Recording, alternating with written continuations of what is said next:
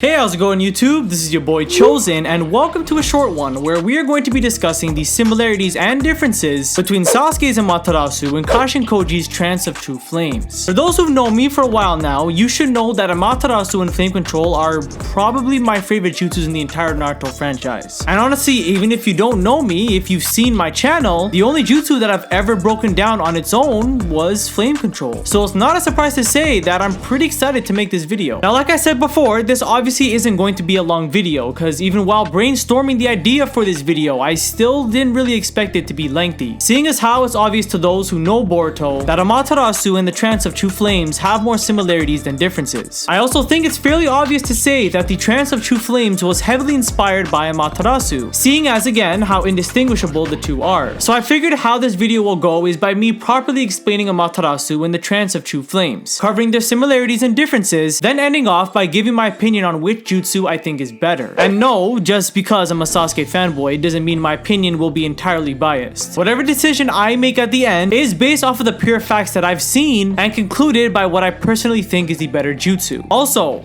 spoiler warning. So like everyone watching this video knows, Amaterasu produces black flames at the focal point of the user's vision. In most situations, this would make Amaterasu impossible to avoid. However, techniques of extreme speed allow the user it is targeting the ability to avoid it. Once created, the flames will not stop burning until their target is completely incinerated. The flames cannot be extinguished with water, time, or any other normal methods. Typically, only the user can put the flames out. If I'm also not mistaken, in the data books, this ocular jutsu is said to burn as hot as the sun itself. Obviously, the story does not display this kind of feat because, well, plot. Amaterasu can also burn any material, even basic fire itself included, until nothing but ash remains. Throughout the series though, some objects have shown some level of resistance to the flames, such as Gaara's sand and Naruto's chakra cloak. The flames still attempt to burn, just doesn't do a good job of it against these two examples. This ocular jutsu can only be activated by Itachi and Sasuke Uchiha through both their Mangekyo Sharingans. The downside to this technique, however, is that it puts a great strain on its user, usually causing their eyes to bleed. Only when either awakens the eternal Mangekyo can this side effect be disregarded. Now, despite the data books implying that these flames are supposed to burn as hot as the sun, that's not what we see in the actual story itself. To be honest, for how powerful it's supposed to be, Amaterasu burns fairly slow. It's still greater than fire. It burns, but not at an extremely fast level, which we see when a few targeted by these flames have all the time to take out whatever part of them has been consumed, whether it's their arms or clothing. Amaterasu is a powerful fire-based attack, but doesn't burn at an extreme level. That's just how it works in the anime. Again, despite the data books implying otherwise, which were written by Kishimoto himself. Now, moving on to the Trance of True Flames, this is an entirely new fire style technique that was introduced to the Boruto series through Kashin Koji, being the Dryer clone. The thing about this jutsu, however, is that it was never properly explained in detail how it works. The feats of the fire itself was mentioned, but it has never been confirmed what the user needs to do to actually perform this. I know this might sound confusing as it should be obvious, but Kashin Koji has never actually activated the flames from the get-go. Every time he does, even in the manga, it's still been after placing a physical object on a target. With Victor, it was a kunai, and with Jigen or konohamaru, it was a toad. Never like Amaterasu has he just performed and summoned the flames out of nowhere. I understand that the kunai example is a far stretch. He probably just wanted to weaken Victor in order to perform this technique successfully. So with logical reason, I'm going to assume he can both activate it on command and through his toads until proven otherwise. These flames are also said to be indistinguishable by wind or rain and burn so quickly that regenerative techniques cannot keep up with them, leaving the victim's body completely charred in mere moments. The flames can, however, be absorbed like we've seen with Boruto's Karma Seal. And for the most part, that's pretty much it when it comes to this jutsu. In terms of similarities, well, I think it's fairly obvious, but both fire style techniques cannot be taken out within normal means. In terms of differences, however, and this is such a tricky thing to discuss because it was never stated that the Trance of True Flames could burn anything it makes contact with. Amaterasu has been given that feat, but it was never said if this fire style technique could. Sure, for what it can burn, it does burn faster than Amaterasu. To normal objects, the Trance of True Flames is the deadlier fire style technique. But unlike Amaterasu, it was never stated if it could burn through any material. Understand that there is almost nothing Amaterasu cannot burn. That's its differing ability. But since the Trance of True Flames was explained in such minor detail, it has never been confirmed if this feat applies here as well. A perfect example of what I'm trying to say is, let's say you have two blue pieces of paper on both hands. And you light them both up, one with the Amaterasu and one with the Trance of True Flames. Both of these fire style techniques can burn through the paper. However, since the True Flames have been confirmed to burn faster, it will burn its piece of paper quicker. Amaterasu does not possess this feat. However, let's say you now have two objects that are claimed fire resistant and try the same experiment again. The True Flames are not burning this. It doesn't matter how fast it burns if something is stated to be impossibly affected by basic fire. So speeding up the effects won't make a difference. It's not really getting you anywhere. However, by the law of Amaterasu, because it will burn any material, this restriction will be bypassed, causing Amaterasu to win. That's what I like to imagine is the difference. For when it does work, the Trance of True Flames is the better technique, but it doesn't mean it can actually burn everything. These flames, at the end of the day, for how it burns is basic fire, which burns at an extremely fast rate. I know it's indistinguishable, but for how it burns at the same degree that fire does, but just really fast. Sasuke's Amaterasu, however, will burn everything and anything it touches, just not so effectively all the time. If I had to say which jutsu was better,